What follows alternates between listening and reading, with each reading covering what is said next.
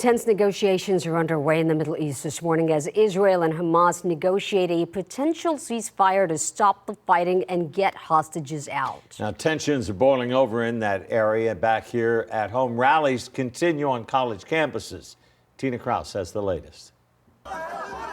Anger over Israel's failure to bring hostages home is spilling onto the streets, with Israelis stepping up protests to pressure Prime Minister Benjamin Netanyahu to cut a ceasefire deal with Hamas. My heart breaks for us, for the hostages and their families, and also for Gaza. Anti-war clashes are also continuing to break out on college campuses across the U.S., with Israeli and Palestinian supporters shouting slogans and insults.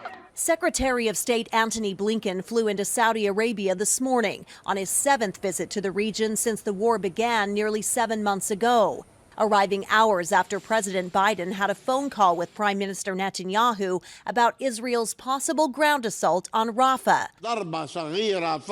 Palestinian President Mahmoud Abbas says an Israeli attack on the southern city, where more than 1 million civilians are taking refuge, would be the biggest catastrophe in the history of the Palestinian people. He's urging the U.S. to convince Israel to call it off. The Biden administration is pushing Israel to boost humanitarian aid. Israel says it's a top priority. Food, water, medical supplies, shelter equipment, and other aid.